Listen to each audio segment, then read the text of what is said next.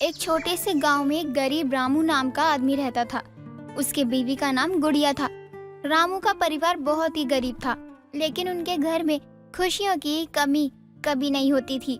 गुड़िया बहुत ही सुंदर और मोटी थी। एक दिन गुड़िया रामू से कहती है, रामू जी, हमें ना कुछ करना चाहिए। हम गरीबी में ही दिन रात नहीं काट सकते हैं। गुड़िया, तुम सही कह रही हो, हमें कुछ करना चाहिए। मुझे ऐसी गरीबी में घर चलाने में बहुत कठिनाइयाँ होती हैं। अभी ये हाल हमारा है तो आगे चल के पता नहीं क्या होगा। मुझे तो कभी कभी ये सोच के काफी चिंता होने लगती है। अरे गुड़िया, तुम चिंता क्यों कर रही हो? चिंता करने से कुछ नहीं होगा। और मुझे भी पता है कि अगर हम ऐसे ही गरीबी में दिन काटने लगे ना, तो आगे चलकर हमें बहुत परेशानियाँ होंगी। जब आप मेरी बात समझ रहे हो तो आप करते क्यों नहीं हो कुछ? अरे मैं मना कहाँ कर रहा हूँ, मैं तो ये कह रहा हूँ ना कि हमें कुछ करना चाहिए। और तुम चिंता मत करो, मैं हूँ ना, मैं कुछ करता हूँ, सब ठीक कर दूंगा मैं। इसके बाद गुड़िया और रामू मिलकर अपने दिल की बातें करने लगते हैं।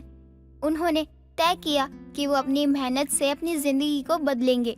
गुड़िया भी अब अपने पति का साथ देना शुरू कर देती है और अपने हाथों से बनाई चीजें बनाकर बेचने लगती है, जैसे कि मिट्टी के बर्तन, फूलों की माला, ऐसी चीजें बनाया करती। ये देखकर रामू कहता है, गुड़िया, ये सब क्या है? मैं खेत में फसल उगा तो रहा हूँ ना, फिर तुम्हें क्या जरूरत है कि मिट्टी के बर्तन बना के बेचो? अरे इससे हमारा कुछ नहीं होने वाला है। खामखा तुम ये सब बना कर ना मुझे नीचा दिखा रही हो। क्या मैं इस लायक भी नहीं हूँ कि मैं तुम्हारा पेट भर सकूं, जो तुम्हें काम करना पड़ रहा है? ऐसा नहीं है रामू जी, मैं इसलिए काम नहीं कर रही हूँ कि मैं आपको नीचा दिखा सकूं, बल्कि मैं काम इसलिए कर रही हूँ कि छोटी मोटी ही सही हमारी मदद को हो जाए। वही तो कह रहा हूँ मैं कि तुम मोटी हो, तुमसे ये काम नहीं हो पाएगा। और तुम ये इसलिए कर रही हो ताकि मेरी मदद हो जाए। अरे क्यों कर रही हो? मैं हूँ ना, मैं सब देख लूंगा। देखिए रामू जी, मुझे समझ नहीं आ रहा है आप ये सब क्यों कह रहे हैं। मैं अभी हमारी हालात को समझ रही हूँ, इसलिए मुझे नहीं लगता कि हमें काम रोकना चाहिए, और मैं काम बंद नहीं करूँगी। ठीक है, करो, तुम्हें जो करना है तुम वो करो। वैसे भी इससे कहाँ ही कुछ होगा।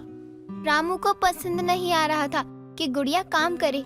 रामू मेहनत करने लगा। उसने अपने खेत में काम किया और काफी फसल उगाई। वो अपनी फसल को बाजार में बेचकर गुड़िया की मदद करने लगा। धीरे धीरे उनकी मेहनत रंग लाने लगी। एक दिन ये देखकर रामू गुड़िया से कहता है, गुड़िया, मुझे माफ कर दो।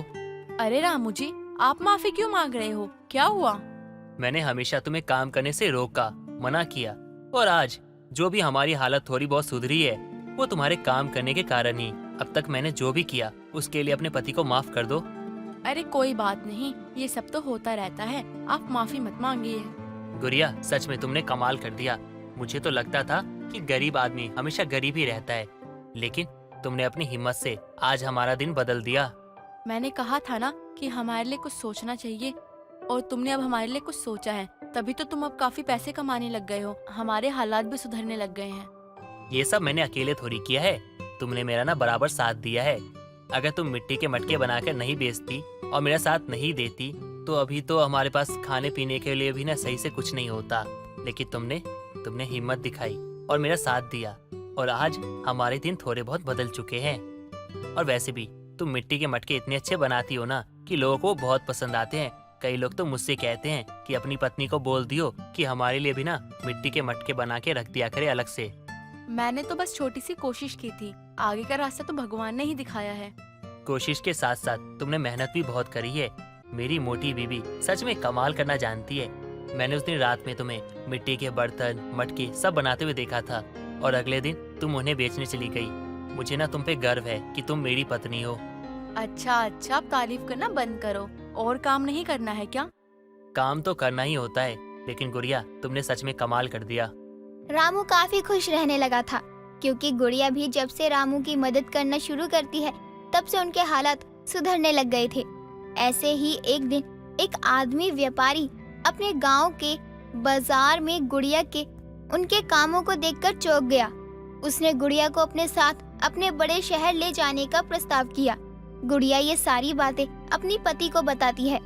हमारे लिए काफी अच्छा मौका है। ऐसे अच्छे अच्छे मौके हमेशा नहीं मिलते हैं, और खासकर तो तब बिल्कुल नहीं मिलते हैं जब हम छोटे से गांव में रहते हो। लेकिन मैं तुम्हें अकेले शहर कैसे जाने दे सकता हूँ? ऊपर से हम लोग उस आदमी को जानते भी नहीं है। नहीं, मुझे ये बिल्कुल ठीक नहीं लगता। मुझे तो यही लगता है ना कि तुम्हें नहीं जाना चाहिए। वहाँ जाने का क्या ही फायदा है? यहाँ भी तो हम काम कर रहे हैं ना, ठीक से तो रह रहे हैं ना अब। हाँ, हम यहाँ भी ठीक से रह रहे हैं, खुश है हम यहाँ भी। लेकिन एक बात सोचो ना, अगर हम शहर में रहेंगे, वहाँ काम करेंगे, वहाँ मेहनत करेंगे तो हमें कितनी सफलता मिलेगी। तब तो हम शहर वाले कहलाएंगे और हम अपने बच्चे को एक अच्छी जिंदगी दे पाएंगे। ये तुम कह तो सही रही हो, लेकिन मैं यहाँ अकेले तुम्हारे बिना कैसे रहूंगा? और तुम भी वहाँ अकेले कैसे रहोगी? तुम तो बहुत मोटी भी हो। वहाँ अगर तुम्हारा किसी ने मजाक बनाया तो तुम्हें बुरा लगेगा, और मैं तो हूँगा ही नहीं ना तुम्हें संभालने के लिए। नहीं, तुम मुझसे दूर मत जाओ। अरे दूर कौन हो रहा है, हम तो बल्कि काफी पास हो रहे हैं। कल तक हम कितने करीब थे। हमारा एक ही मकसद था कि हमें खूब मेहनत करनी है और अपनी जिंदगी सुधारनी है, और अब हमें काफी अच्छा मौका मिल रहा है। मुझे पता है तुम मेरे लिए चिंता कर रहे हो, लेकिन मैं बोल रही हूँ ना कि मैं अपना पूरा ख्याल रखूंगी। ऐसा कुछ नहीं करूंगी जिससे तुम्हारी परेशानी बढ़े। ठीक है, अगर तुमने मन बना ही लिया है तो मैं तुम्हें नहीं रोकूंगा, और मैं अब कर भी कह सकता हूँ। लेकिन गुड़िया, एक बात ना कभी मत भूलना, हमेशा तुम्हारे लिए ना मैं खड़ा हूँ। अगर शहर में जरा भी कुछ भी परेशानी हो तो तुम वापस आ सकती हो, और मैं तुम्हारा इंतजार करूंगा।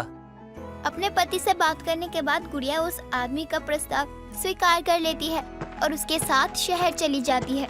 शहर में आने के बाद गुड़िया को काफी मुश्किलें भी होती हैं। एक दिन गुड़िया का एक भी सामान नहीं बिकता। गुड़िया काफी निराश हो जाती है। मैंने तो सोचा था शहर आके मुझे एक अच्छी जिंदगी मिलेगी, फिर मैं यहाँ रामू को भी बुला लूंगी। लेकिन यहाँ तो सब बदल गया है। यहाँ कितनी भी मेहनत कर लो, लेकिन मेहनत का फल ही नहीं मिल रहा है। कहीं मैंने यहाँ आकर कोई गलती तो नहीं कर दी? नहीं गुड़िया, अगर तूने कोई गलती भी की है तो अपनी गलती को सुधार और कमाल कर दे। गुड़िया हार नहीं मानती है और खूब मेहनत करती है। गुड़िया की मेहनत लोगों को पसंद भी आ रही थी, और कई दिनों से एक औरत गुड़िया पर काफी नजर रख रही थी। इसी बीच एक दिन एक औरत गुड़िया के पास आई और उससे कहती है, तुम इतनी सुंदर और मोटी हो, फिर भी तुमने अपने आप को इतनी मेहनत के साथ सफलता दिलाई है। सफलता उसे मिलती है जो मेहनत करता है और कभी हार नहीं मानता है। ये तो तुमने बिल्कुल सही कहा। शायद इसलिए आज तुम वहाँ खड़ी हो जहाँ लोग तुम्हारी तारीफ कर रहे हैं, और मैं तारीफ करने वाले लोगों में खड़ी हूँ। गुड़िया अब अच्छा कमाने लग जाती है और शहर में एक छोटा सा घर लेकर रामू को भी शहर बुला लेती है। शहर आने के बाद रामू जब वो घर देखता है तो उसे काफी अच्छा लगता है। गुड़िया, तुमने अपनी मेहनत से शहर में घर ले लिया। सच में तुम कमाल हो। तुम्हें पता है, जब तुम शहर आ गई थी ना तो गांव वाले भी कहते थे कि तेरी मोटी बीवी ना कमाल करेगी और तेरे दिन को सुधार कर अच्छे दिन लाएगी। अरे तुम भी ना रामू जी, ये सब मैंने अकेले ही थोड़ी ना किया है। ये सब तो हमारी मेहनत का फल है। तुमने भी तो मेरा पूरा साथ दिया था ना, वरना ये सब कहाँ ही हो पाता। जो भी कहो, लेकिन मेरी मोटी बीवी ने ना कमाल कर दिया है, ये तो मैं सबको बताऊंगा। अब रामू भी खुश हो जाता है और कुछ टाइम बाद गुड़िया एक छोटे से बेटे को जन्म देती है और उनका परिवार खुशी खुशी रहता है। इधर चली मैं उधर चली, जाने कहा मैं किधर चली, अरे फिसल गई। अरे ओ माधुरी, खाने में क्या बनाया है? बहुत भूख लग रही है, जल्दी से खाना लाओ। और ऐसे इधर उधर घूम रही हो, एक जगह खड़ी नहीं रह सकती। नशा करके आई है क्या जो अपनी सास से ऐसे बात कर रही है? होश भी नहीं है इस लड़की को। हे भगवान, क्या फूटी किस्मत है मेरी। ज्यादा बोलो मत, वरना मेरी सास डंडा लेकर आएगी। माधुरी, वैसे मुझे दो माधुरी क्यों दिख रही हैं? सत्यानाश हो नसड़ी, कहाँ से क्या खा कर आई है? अरे ये क्या, गिर गई? अभी मैं विमल को कॉल करती हूँ और सब कुछ बताती हूँ। ये क्या हुआ अचानक से? आखिर ये कौन है जो माधुरी के घर में नशे की हालत में आई थी? माधुरी भी अपने बेटे को कॉल करके बुलाती है और विमल घर आकर देखता है। अब क्या हुआ इसे? ऐसी हालत कैसे हुई इसकी? आपने पूछा नहीं क्या इससे? भांग वांग खा रखी है क्या इसने? कहीं पीकर तो नहीं आई? रुकिए, मैं कमरे में लेकर जाता हूँ। रूम में तो लेकर जाएगा, लेकिन कल सुबह होते ही इससे सवाल करना कि आखिर क्या नशा करके हमारे घर में घुसने की हिम्मत की है। मुझे कहती है, माधुरी खाने में क्या बनाया है? जब कल सुबह नशा उतर जाएगा तो पूछ लूंगा। अब मैं कमरे में ले जाऊं? विमल रूपाली को रूम में सुला देता है और अगली सुबह होते ही अपना सर पकड़कर रूपाली कहती है, अरे मेरा सर भारी सा क्यों लग रहा है?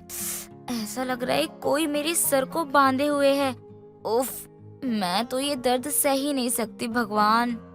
क्यों महारानी, हो गई आपकी नींद पूरी? और कल कहाँ से क्या पीकर आई थी और मुझे क्या बोल रही थी? माधुरी, खाना क्या बनाया है? बता, मुझे कल कहाँ से भांग पीकर आई थी? लेकिन मैंने तो कुछ भी ऐसी चीज नहीं पी जिससे मुझे ऐसा नशा हो जाए। वैसे मैंने करा क्या था, क्योंकि मुझे तो कुछ भी याद नहीं है। बताओ ना माँ जी। बहुत बवाल कर रही थी। मुझे ये बता, तू सच में कुछ उल्टी सीधी चीजें खा पी कर तो नहीं आई थी जिससे तुझे ऐसा नशा हो गया हो? नहीं माँ जी, मैंने कुछ भी उल्टी सीधी चीज नहीं खाई है और न ही पी है। पता नहीं अचानक से मुझे रास्ते में चक्कर क्यों आने लगे। लेकिन बहू, एक बात तो माननी पड़ेगी, चाहे तू कितने भी नशे में हो, लेकिन ठीक अपने घर का रास्ता बिना भूले भटके आ गई। सच में माँ जी? क्या मैं घर में अकेले आई थी? मुझे कोई छोड़ने नहीं आया था क्या? और मैं यहाँ कैसे? क्या मैं खुद अपने रूम की इतनी लंबी सीढ़ियाँ चढ़कर सोने गई थी? नहीं, तेरा पति तुझे लेकर गया था और लाकर सुला गया। और देख, सुबह होते ही ऑफिस भी चला गया और तू है कि 10 बजे सोकर उठ रही है। क्या करूँ माँ जी, अब सर मेरा इतना भारी हो रहा है कि क्या ही कहूँ। कुछ मत करना, बस जाकर नहा ले, शायद तेरा सर का दर्द थोड़ा कम हो जाए। सास बहू बातें करते हैं। कुछ देर बाद रूपाली नहाकर फ्रेश हो जाती है। ऐसे ही कई दिन गुजर जाते हैं और एक रोज दोनों सास बहू बाजार जाते हैं। तभी रूपाली कहती है, माँ जी चलिए ना गोलगप्पे खाते हैं, बड़ा मजा आएगा। खट्टा मीठा चटपटा गोलगप्पे देखकर ही मुंह में पानी आ गया। चलिए ना माँ जी। अरे नहीं, मुझे नहीं खाने कोई गोलगप्पे। तुझे खाने हैं तो खा ले, मैं तेरा यही इंतजार करूंगी। चलिए ना माँ जी, हम दोनों मिलकर खाते हैं। ऐसा थोड़े अच्छा लगता है मैं खाऊं और आप मेरा मुंह देखते रहो। चलिए ना। चल, साथ में चलती हूँ, लेकिन मुझसे गोलगप्पे नहीं खाए जाते, इसलिए मैं नहीं खाती। तू खा लेना, बस मेरा दिल ऐसे ही खुश हो जाएगा। ठीक है, फिर मैं ही खा लेती हूँ। अरे भैया, 1 प्लेट गोलगप्पे तो लगाना, जरा मसाला और पानी अच्छे से भर कर देना। अरे हाँ दीदी, हम आपको बहुत अच्छा गोलगप्पा बनाकर खिलाएंगे। आपका तो दिल ही खुश हो जाएगा गोलगप्पा खाकर। हाँ फिर खिलाओ। मजेदार गोलगप्पे का पानी मुझे थोड़ा ज्यादा देना, मुझे बहुत पसंद है। हाँ, चुपचाप खा ले और जल्दी खाओ, ज्यादा चटकारे लेकर खाने की कोई जरूरत नहीं है। रूपाली अपनी सास के साथ गोलगप्पे खाने के बाद घर की तरफ आगे बढ़ती है। तभी अचानक रूपाली नशे में गाना गाने लगती है। अरे ओ माधुरी, ठंडे ठंडे पानी से नहाना चाहिए, गाना आए या ना आए गाना चाहिए। अरे बहू, तुझे क्या हुआ? अभी तो तू ठीक थी, अभी के अभी तुझे ये क्या हुआ? चल जल्दी घर चल। अरे ये अचानक क्या हो गया? ऐसे कैसे नशे हो गए इसको? अरे विमल बेटा, बहू की हालत उस दिन की जैसे हो गई है। अरे मुझे तो कुछ समझ नहीं आ रहा है, तू जल्दी से जल्द घर पहुंच, मैं भी घर पहुंचने वाली हूँ। सास बहू घर पहुंचती है, वैसे ही विमल भी घर पहुंचता है और माधुरी सब कुछ बता देती है कि गोलगप्पे खाने के बाद बहू को ऐसा हुआ। तभी दोनों माँ बेटी गोलगप्पे वाले के पास जाकर कहते हैं, क्या बात है? हाँ, अब गोलगप्पे में नशीली चीजें डालकर खिलाते हो ताकि उनको लूट सको। अरे तुम जैसे लोगों पर तो भरोसा ही नहीं करना चाहिए। अरे भैया, क्या बोल रहे हैं आप? जरा सोच समझ कर तो बोलिए। ये हमारे घर का रोजी रोटी है, हम भूल कर भी ऐसा कुछ नहीं मिलाएंगे। अरे सब पता है कितना ही कमा लेते हो, जितना कमाते हो उससे तुम्हारा घर तो चलता नहीं होगा, तभी ये सब कर रहे हो। गोलगप्पे में नशीली चीज मिलाकर लोगों को खिलाते हो। अरे भाइयों और बहनों, यहाँ से कभी गोलगप्पा मत खाना, वरना 10 रुपया के चक्कर में कहीं लाखों का नुकसान ना हो जाए। अरे भाई साहब, ये क्या कह रहे हो आप? हमारे पेट पर क्यों लात मार रहे हो? क्या मिल जाएगा आपको ये सब करके? अरे अगर आपको ऐसा लगता है तो माँ जी से ही पूछ लीजिए, उनको चक्कर आ रहा है क्या? अरे मुझे क्यों कुछ होगा? मैंने तेरे यहाँ तो क्या कहीं भी गोलगप्पे नहीं खाए, मुझसे खाए नहीं जाते। अरे क्या हुआ भाई साहब, किस बात का इतना तमाशा मचा रहे हो? अरे बहुत देर से देख के बर्दाश्त कर रहे हैं, आप बेचारी गरीब आदमी पे इल्जाम लगाए जा रहे हो। मेरी बीवी माँ के साथ यहाँ गोलगप्पे खाने आई थी, लेकिन घर पहुँचते पहुँचते मेरी बीवी को अचानक नशा कैसे हो गया। इसका मतलब तो यही हुआ ना कि इस इंसान ने गोलगप्पे में कुछ मिलाया है। अरे नहीं नहीं भाई साहब, ऐसा हो ही नहीं सकता, क्योंकि हम लोग इन्हें कितने सालों से जानते हैं। अरे ये कोई गलत काम नहीं कर सकते, आपको ही जरूर कोई ना कोई गलत फहमी हुई होगी भाई साहब, इसलिए मैं कहता हूँ बात को यही खत्म कीजिए और जाइए यहाँ से। विमल गोलगप्पे वाले को बहुत बदनाम करके चला जाता है। अगले दिन गोलगप्पे वाला फिर से अपने गोलगप्पे की रेडी लगाता है, लेकिन एक भी गोलगप्पा नहीं बिकता। सभी उसकी रेडी के सामने से उसे देखते हुए आगे बढ़ जाते हैं। ऐसा होते हुए बहुत दिन हो गए। एक दिन गोलगप्पे वाला उदास होकर बैठा था, तभी उसकी बीवी कहती है, कब तक ऐसे ही बैठे रहोगे? एक बात कहूँ आपको, अगर आपको बुरा ना लगे तो। हाँ बोलो, अब तुम भी बोल लो। सभी मुझे सलाह दे रहे हैं, तुम भी मुझे दे दो कोई ना कोई सलाह। अजी सलाह नहीं दे रही हूँ, बस मैं ये कहना चाहती हूँ कि अब कितना घर पर बैठे रहोगे? क्या हम उनके घर जाकर एक बार उनसे बात नहीं कर सकते? जितनी भी गलत फहमियाँ हुई हैं उन सबको खत्म कर देंगे। हाँ ये भी सही कह रही हो, जाकर एक बार तो बात करना चाहिए, ताकि मुझे भी तो अपनी सफाई रखने का मौका मिले।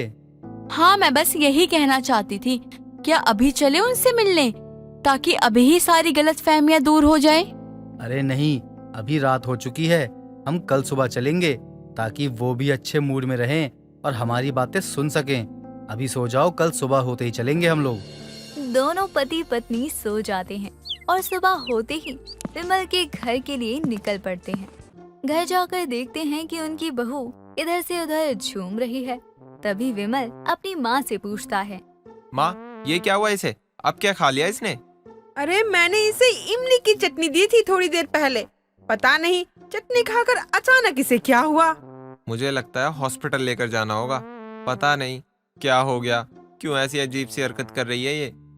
रूपाली को अस्पताल लेकर जाते हैं तो डॉक्टर बताते हैं कि रूपाली को इमली से एलर्जी है, इसलिए उसे इमली खाने ना दें। डॉक्टर की बात सुनकर विमल को अपनी गलती का एहसास होता है और पूरी फैमिली जाकर गोलगप्पे वाले से माफी मांगती है और गोलगप्पे खाती है। वहाँ सभी लोगों को भी खिलाते हैं। तभी रूपाली कहती है, मुझे भी गोलगप्पा दीजिए, लेकिन नॉर्मल बिना पानी वाला, वरना मैं फिर से बिना पिए झूमने लगूंगी। सलोनी अपनी होने वाली समधन रमा से कहती है, बहन जी, हमें तो आपकी बेटी बहुत प्यारी लगी और हमारी तरफ से ये रिश्ता पक्का समझिए। हमारी तरफ से भी बहन जी ये रिश्ता पक्का ही है। अब हमारे खानदानी पंडित जी जो हैं, मैं उनसे इन दोनों की शादी की तारीख पता करवाती हूँ, फिर आगे की बात करते हैं हम। जी जी बिल्कुल, हमारे भी एक खानदानी पंडित जी है, मैं भी एक बार उनसे कह दूंगी और फिर जो भी तारीख हमें सही लगे शादी के लिए वही तय करेंगे हम। सब लोग मिलकर अभय और रूही का रिश्ता तय कर देते हैं।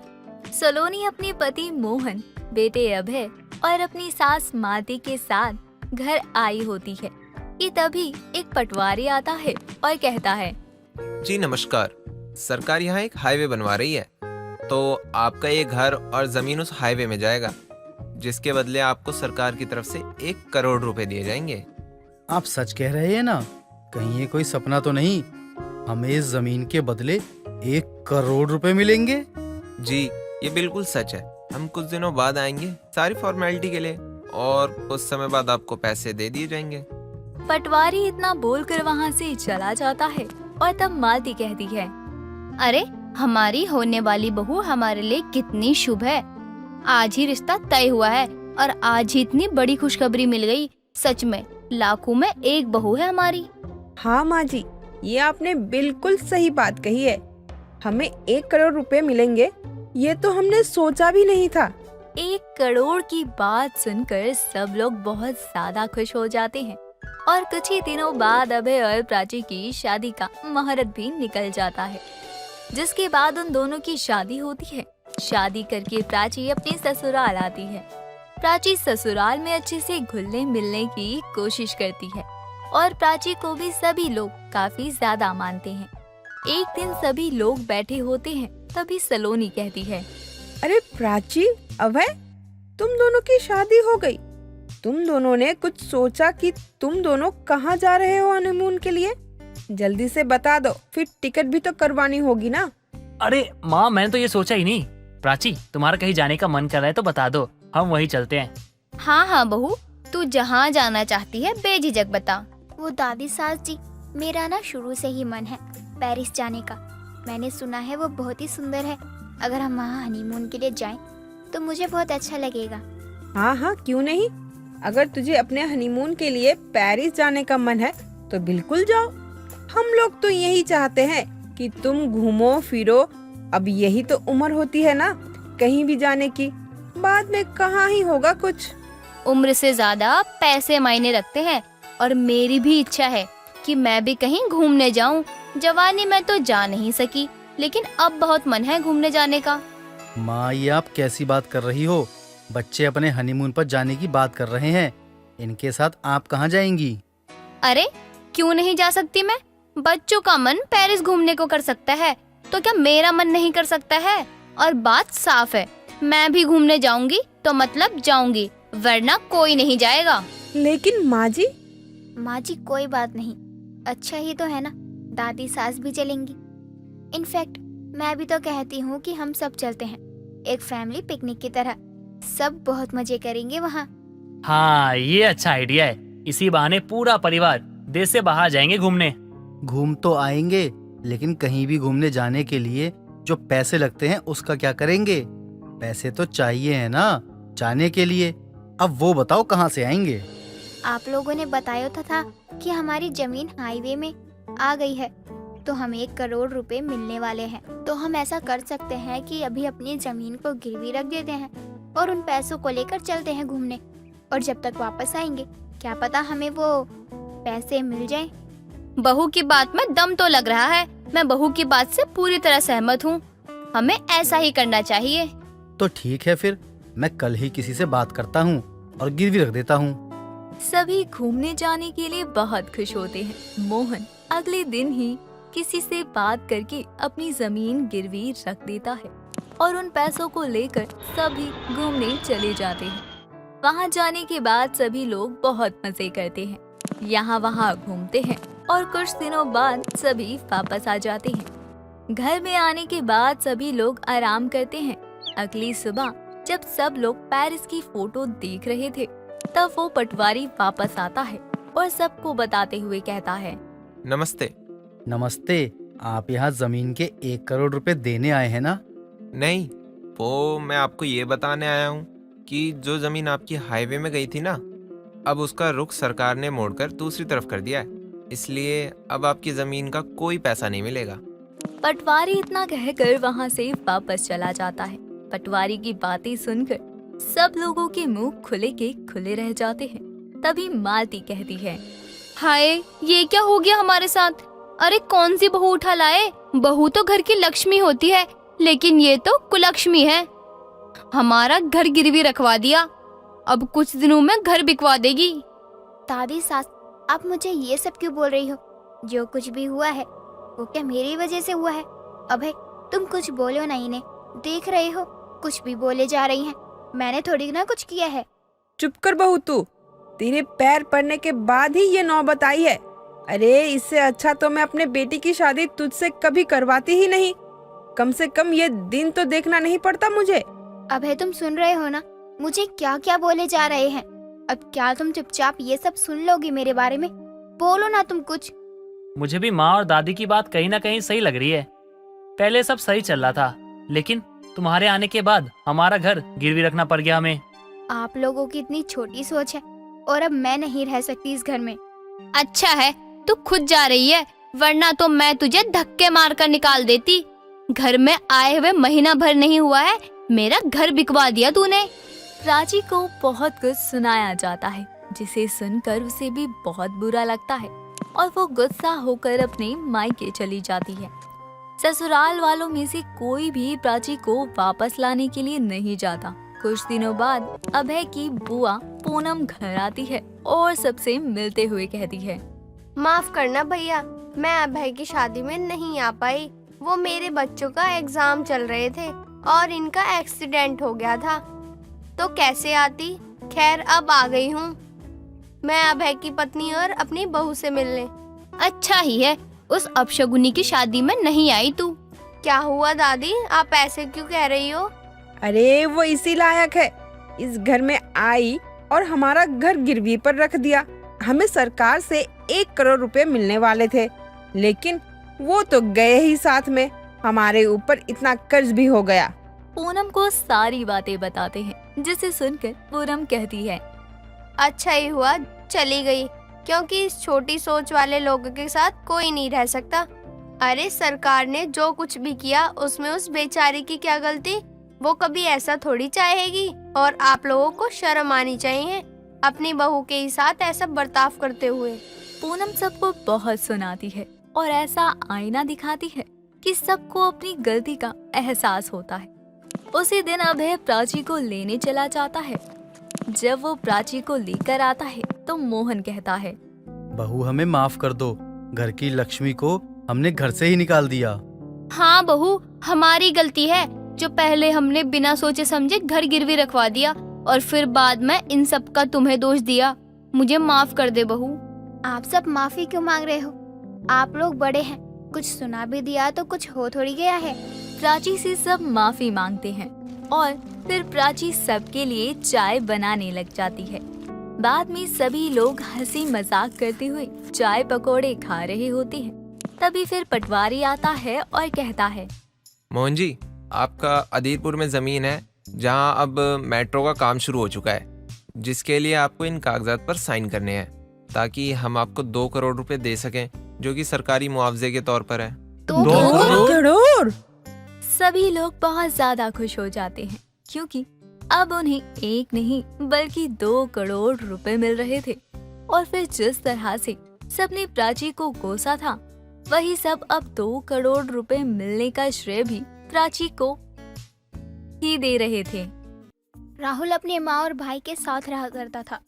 ऐसे ही एक दिन राहुल का दोस्त वरुण उसके घर आता है और बोलता है, अरे ओ राहुल, चलेगा या नहीं? आज बहुत जरूरी काम है, किसी की कार खराब हो गई है। अगर तेरी हाँ है तो चल, वरना मैं जा रहा हूँ। अरे कैसे नहीं चलूंगा भाई, मेरे कब से इंतजार था मुझे इस दिन का।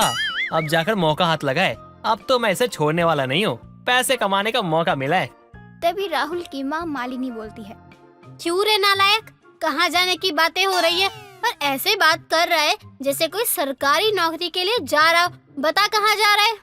कहीं नहीं माँ, बस दोस्तों के साथ मुझे कुछ काम था, उसी के सिलसिले में जा रहा था। जल्दी आ जाऊंगा। कोई जरूरत नहीं है जल्दी आने की, आराम से भी आएगा तो भी चलेगा।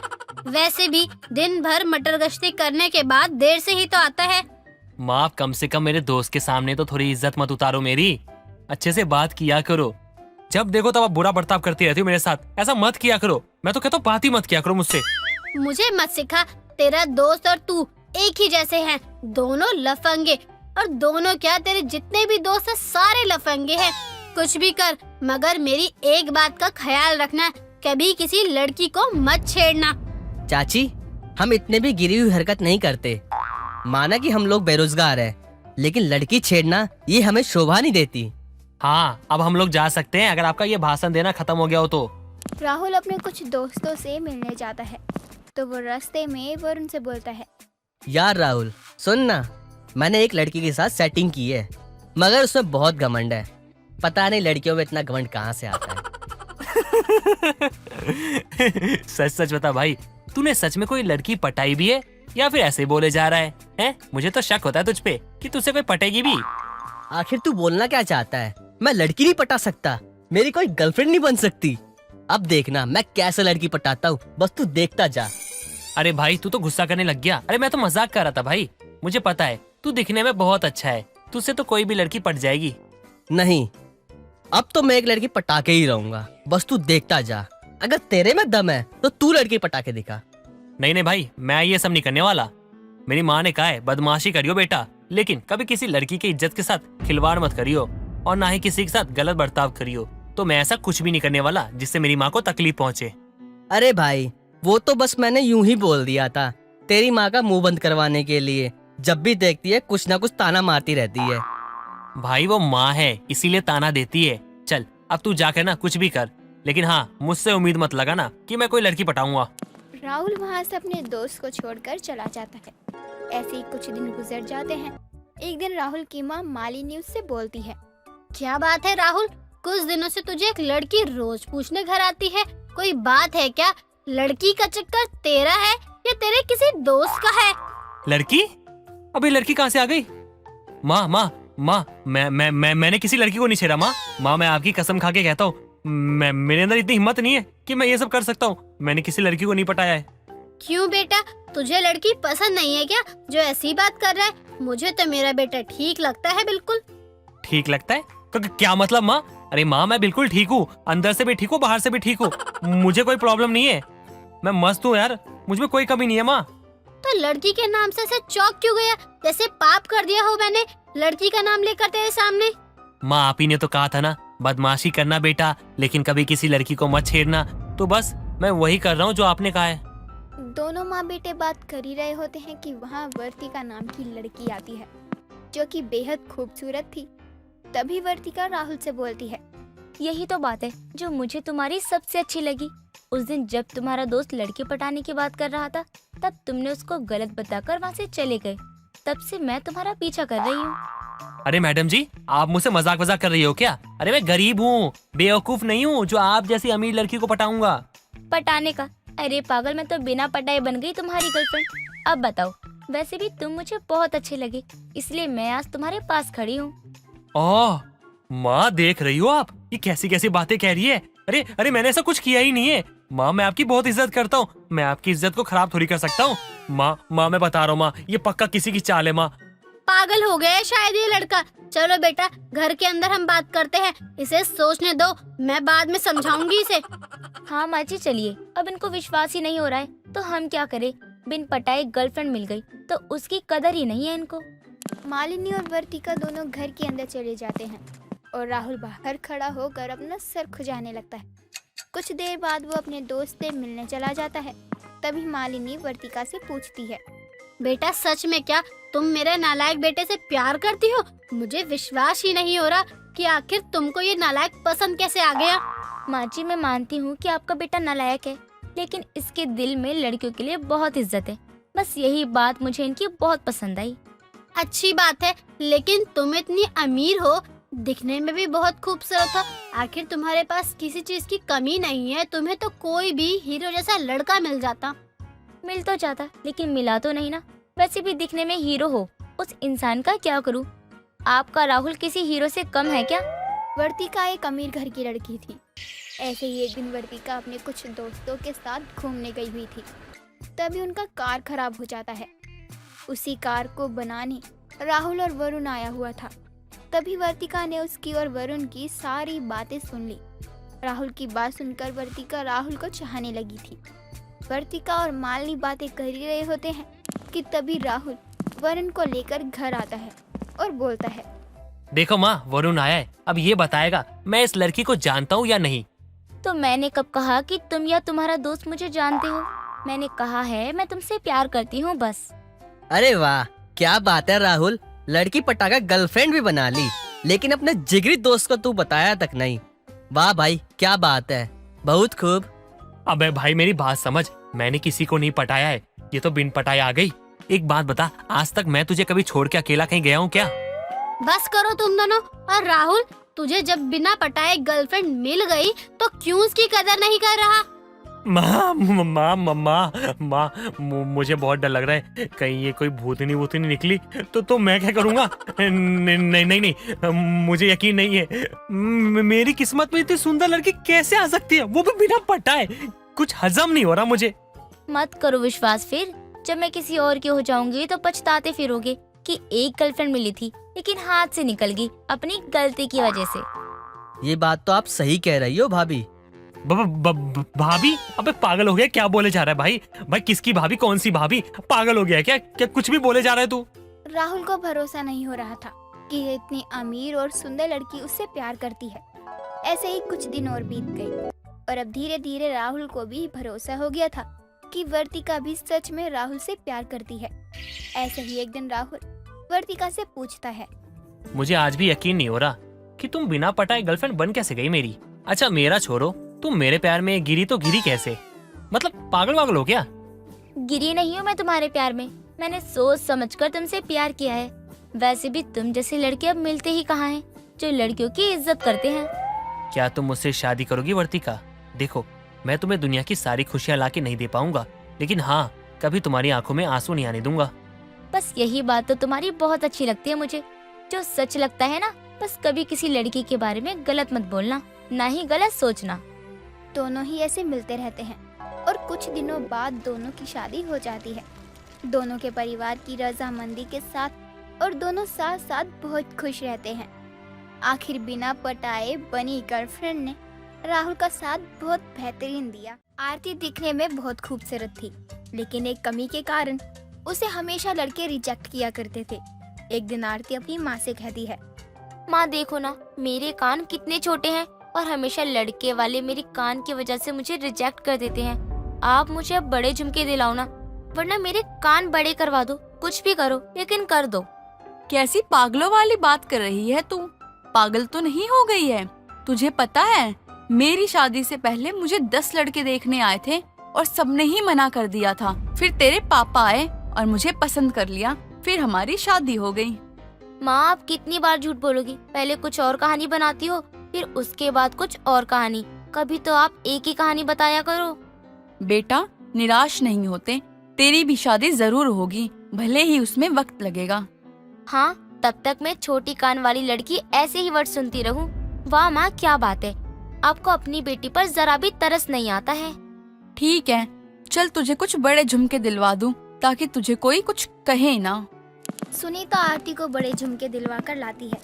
ऐसे ही कुछ दिनों बाद आरती को विशाल नाम का लड़का देखने आता है और उन दोनों की शादी भी हो जाती है। शादी के कुछ महीनों तक बड़े अच्छे से दिन कट जाते हैं, लेकिन एक दिन आरती विशाल से कहती है, ए जी सुनिए ना, मुझे आपसे बहुत जरूरी बात करनी है। आपको पता है ना, मैंने बहुत दिनों से कुछ खरीदारी नहीं की है। अच्छा ऐसी बात है क्या? चलो फिर कुछ शॉपिंग करवा कर लेकर आते हैं तुम्हें। अरे बीवी को भी खुश रखना चाहिए, वरना दाना पानी दोनों बंद करवा देगी ये। क्यों, सही कह रहा हूँ ना मैं? अजी ऐसा कुछ नहीं है, बस मुझे झुमके दिलवा दीजिए। बहुत दिन हो गए, एक ही झुमका बार बार पहनती हूँ ना, अब आप नए झुमके दिलवा दो। बस इतनी सी बात? चलो अभी दिलवाता हूँ तुम्हें बड़े बड़े झुमके। विशाल आरती को झुमके दिलवाकर घर ले आता है। अगले दिन जब आरती अपने झुमके देख रही होती है, तभी उसके घर उनकी पड़ोसन आती है। अरे विवाह, तुमने तो बहुत खूबसूरत झुमके पहने हैं। मुझे तो बड़े ही प्यारे लग रहे हैं तुम्हारे झुमके। देखकर लग रहा है बहुत हैवी होगा। तुम्हारे कान में दर्द या कट जाना ऐसा कुछ नहीं होता है क्या? नहीं, अगर दर्द होते तो क्या मैं पहनती इतने बड़े झुमके? तुम भी हद करती हो आरती, तुमने खुद पहना हुआ है फिर भी मुझसे पूछती हो। कैसी हद? अब मुझे लगा तो मैंने अपने दिल की बात बोल दी। वैसे एक बात पूछूं तुमसे, ये बड़े झुमके कहाँ से लिए? मुझे भी बता दो। वो क्या है ना, मुझे भी लेने हैं, बड़े ही प्यारे हैं ये झुमके। तुम्हें पता है तुम्हारी जेठानी को भी बहुत पसंद है बड़े झुमके। उसको भी बहुत शौक है बड़े झुमके पहनने का, लेकिन बहुत डरती है कि अगर कान कट गए तो। उनको बड़े झुमके पहनने का शौक है, देख कर तो कभी लगा ही नहीं। वैसे उनका सोचना भी सही है, बड़े झुमके कान खराब कर देते हैं। हाँ तो किसने कहा है कि हर रोज पहनो? कभी कभार पहना करो ताकि शौक भी पूरा हो जाए और कान भी ना कटे। विभा के बड़े झुमके देखकर आरती का भी मन मचलने लगता है और वो अपनी जेठानी निशा से कहती है, भाभी मुझे विवाह के जैसे बड़े झुमके पहनने हैं, क्या आप मुझे दिलवा सकती हो बाजार से? क्या बात कर रही हो आरती, पागल हो गई हो क्या? वैसे झुमके पहनने से कान कट जाते हैं, बेकार होता है, पैसे भी बर्बाद और हमारे कान भी कट जाते हैं। ठीक है भाभी, आप मुझे मत दिलाओ, मैं विशाल जी से बोलकर मंगवा लूंगी बड़े झुमके। अगर नहीं दिलवाए तो मैं खुद चली जाऊंगी।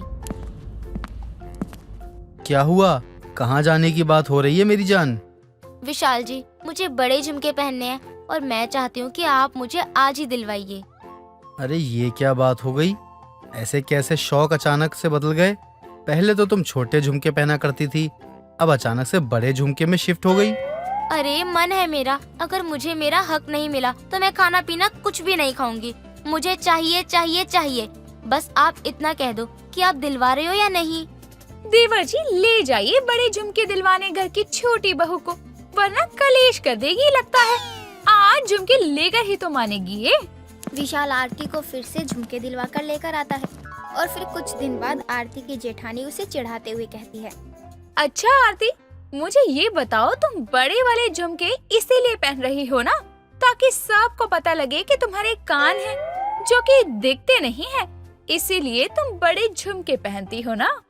भाभी, आज तक तो मुझे कभी साबित करने की जरूरत नहीं हुई, लेकिन आप जैसे कुछ लोग मिल गए ना तो उनको ही दिखाकर बोलूंगी। लो भाई, मेरे कान हैं लेकिन छोटे हैं, तभी झुमके पहनने हैं। अरे छोटी, पागल जैसी बात क्यों कर रही है? मैं तो मजाक कर रही थी। चल अब गुस्से को थूक दे और आज मैं तुझे बड़े झुमके दिलवाती हूँ। अरे नहीं नहीं, मुझे नहीं चाहिए कोई झुमका। अभी आप झुमका दिलाओगी, बाद में ताने मार मार कर वसूल भी कर लोगी। ना बाबा ना, मुझे नहीं चाहिए। मैं खुद मंगवा लूंगी अपने प्यारे पति देव से।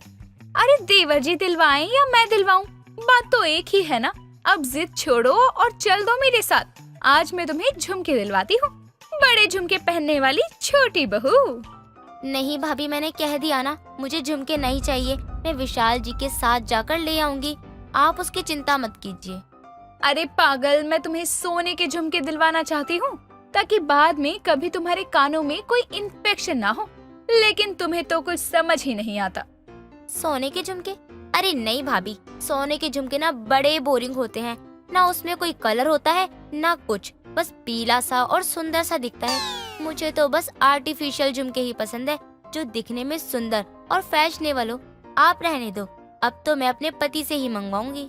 आरती अपने पति के आने का इंतजार करती है। कुछ देर बाद जैसे विशाल घर आता है, तभी आरती विशाल से झुमके दिलवाने की बात करती है, लेकिन इस बार विशाल मना कर देता है।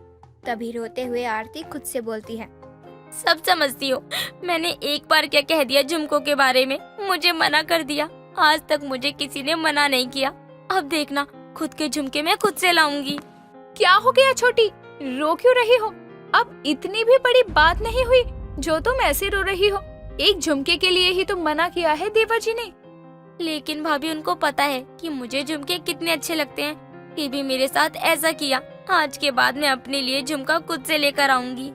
मुझे लगा तुम कहोगी कि आज के बाद कभी झुमके नहीं पहनोगी, लेकिन ये तो उल्टा ही हो गया। तुम्हें कोई समझा नहीं सकता। जब तुम्हारे कान में प्रॉब्लम होगी ना, तब जाकर तुम्हें अकल आएगी। हाँ ठीक है, जब आएगी तब देखा जाएगा। अब मुझे सोचने दीजिए कि मैं कैसे नए झुमके ला सकूं अपने लिए। आरती की बात सुनकर निशा को समझ आता है कि अब तो आरती सुधरने नहीं वाली। आरती को सुधारने के लिए कुछ तो तिगड़मबाजी करनी ही पड़ेगी। अगली सुबह आरती एक झुमका अपने कान में लगाकर गाना गा रही थी। झुमका गिरा रे बरेली के बाजार में, झुमका गिरा झुमका गिरा झुमका गिरा, हाय हाय हाय। तभी वहाँ निशा आती है और आरती को गाना गाता हुआ देखकर बोलती है, क्या बात है आरती, बड़े गाने गाए जा रहे हैं। और ये क्या, एक मिनट, ये झुमका तो मैंने कहीं देखा है, लेकिन याद नहीं आ रहा कहाँ देखा है। कहाँ से मिला तुम्हें ये झुमका? कहाँ मिला मतलब? मैंने खरीदा है। आपको क्या लगता है कि मैंने चोरी की है इसकी? नहीं नहीं, मैं ऐसा नहीं कह रही हूँ। मैं तो सोच रही हूँ कहाँ देखा है ये झुमका।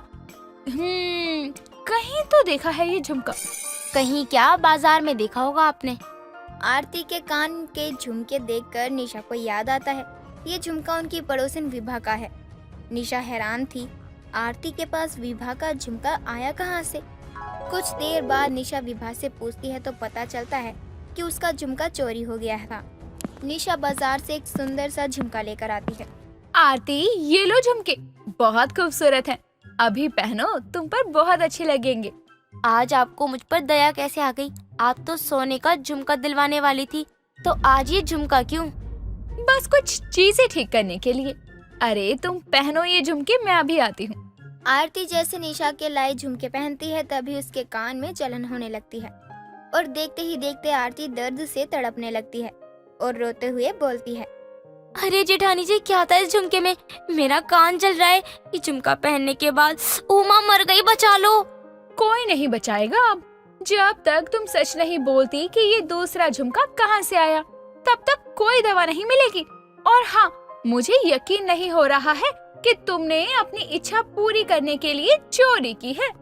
भाभी मुझे माफ कर दीजिए, आज के बाद दूसरों का क्या, मैं खुद का भी झुमका नहीं पहनूंगी। भाभी मुझे दवा दे दीजिए। निशा आरती की बात सुनकर उसके कानों में दवा लगा देती है। इसके बाद आरती भी झुमके पहनना बंद कर देती है और अब छोटे कानों में छोटे सोने की बालियां डालकर रखती है।